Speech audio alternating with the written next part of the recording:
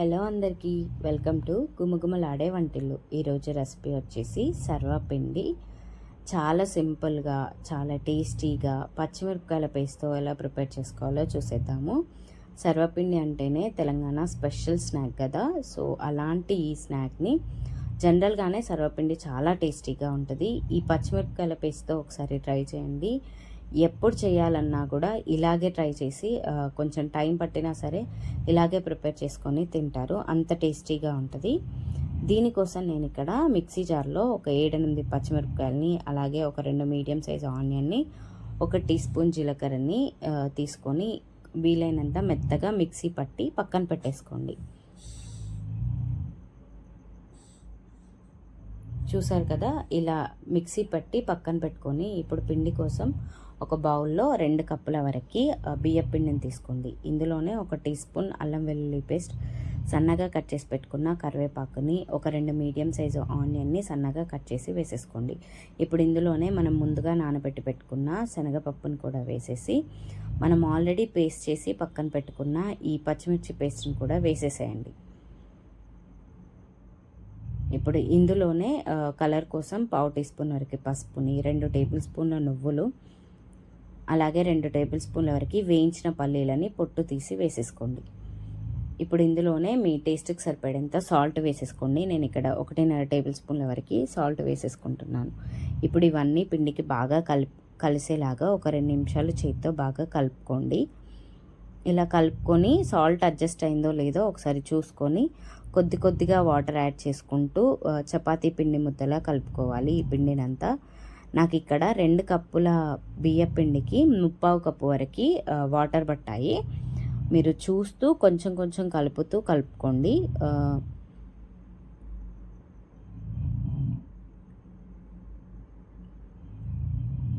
చూసారు కదా, వీలైనంత మెత్తగా ఇలా సాఫ్ట్గా ఒక 5 నుండి 10 నిమిషాలు మనం పిండిని బాగా కలుపుకున్నామంటే పిండి అనేది మంచి సాఫ్ట్గా అయిపోయి ఈ కన్సిస్టెన్సీతో ఉండాలి. అప్పుడే మనకి చేత్తో పిండిని నొక్కేటప్పుడు ఈజీగా ఉంటుంది. ఇలా రెడీ చేసుకున్న ఈ పిండిని కొంచెం ముద్దల్లా తీసుకుంటూ ఇలా రౌండ్ బాల్స్లా చేసి కొంచెం చేత్తో ప్రెస్ చేసి కొంచెం వెడల్పుగా చేసేసుకోవాలి. అప్పుడు మనకి సర్వపిండి పెట్టేటప్పుడు ఈజీగా ఉంటుంది అన్నమాట. అండ్ ఇక్కడ నేను పిండి అన్నిటినీ అలాగే చేసి ప్రిపేర్ చేసి పెట్టుకుంటున్నాను అన్నమాట. ఇలా వేళ్ళతో నొక్కుతూ చుట్టూ అన్నీ ప్రిపేర్ చేసి పెట్టుకోవాలి. ఇక్కడ నాకు 2 కప్పుల బియ్యం పిండికి 5 గిన్నెల వరకు సర్వపిండి అయింది. ఇప్పుడు సర్వపిండి పెట్టడం కోసం ఇలాంటి గిన్నెలని తీసుకోండి. వీటిని సర్వపిండి గిన్నెలనే అంటారు. మీరు మీ దగ్గర ఉన్న వాటిని వెయిట్లోనైనా పెట్టేసుకోవచ్చు, బట్ ఇవైతే చాలా బాగా వస్తాయి. ఇందులోనే 1 టీ స్పూన్ ఆయిల్ కూడా వేసేసుకొని గిన్నెకి బాగా పట్టేలాగా అంతా బాగా స్ప్రెడ్ చేసేసుకోండి. ఇప్పుడు ఇందులోనే మనం ఆల్రెడీ రెడీ చేసి పెట్టుకున్న ఆ పిండి ముద్దను వేసేసి ఇలా వేళ్ళతోనే నొక్కాలండి. అప్పుడే మనకి మంచిగా వస్తుంది అనమాట. మనం చపాతీని చేత్తో చేస్తే ఎలా వస్తుందో బియ్యం రొట్టెని అలాగే చేత్తో నొక్కుతూ గిన్నెకి స్ప్రెడ్ చేసేసుకోవాలి. కొంచెం మందంగా చేసుకున్నాము అంటే మనకి బాగా ఉడికి మంచి టేస్ట్ అనేది వస్తుంది.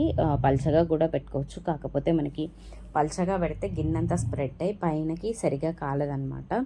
సో ఇలా గిన్నెంతా స్ప్రెడ్ చేసుకున్న తర్వాతకి ఇలా హోల్స్ పెట్టేసుకోండి. ఇలా హోల్స్ పెట్టుకోవడం వల్ల ఇందులోకి ఆయిల్ అనేది వచ్చేసి మంచిగా కాలుతుంది అనమాట.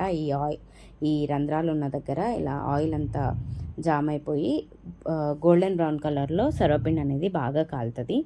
సో ఇప్పుడు ఇది మూత పెట్టి పక్కన పెట్టేసుకోండి. నేను ఇంకో గిన్నె తీసేసుకొని కడాయి లాంటిది, ఇందులో కూడా 1 టేబుల్ స్పూన్ వరకు ఆయిల్ వేసేసుకొని ఇంకో గిన్నెని రెడీ చేసి పెట్టుకుంటున్నాను. ఎందుకంటే మనమే తొందరగా అయిపోవాలి అంటే ఇలా 2 కానీ 3 కానీ ఒకేసారి పెట్టేసుకున్నాము అంటే మనకి వెంటనే కాల్చుకోవచ్చు అనమాట. లేదు ఇలా కాల్చిన తర్వాత మళ్ళీ అవి తీసిన తర్వాతకి అవి కాస్త చల్లారిన తర్వాత మళ్ళీ పెట్టాలి అంటే చాలా టైం పడుతుంది. చూసారు కదా, ఇక్కడ నేను అన్నిటికీ ఒకేలాగా రంధ్రాలు పెడుతున్నాను, ఎందుకంటే మంచిగా కాలుతుంది అని చెప్పేసి. ఇప్పుడు దీన్ని కూడా మూత పెట్టి స్టవ్ ఆన్ చేసేసి ఇంకా ఈ 2 కూడా ఒక స్టవ్ పైన ఒకటి, ఇంకో స్టవ్ పైన ఇంకొకటి పెట్టేసుకున్నాను నేను. ఇప్పుడు వీటిని మీడియం ఫ్లేమ్లో పెట్టేసి సిమ్ని ఒక 7 నుండి 8 నిమిషాల పాటు కాలనివ్వాలి. మీడియం ఫ్లేమ్లోనే ఉండాలి.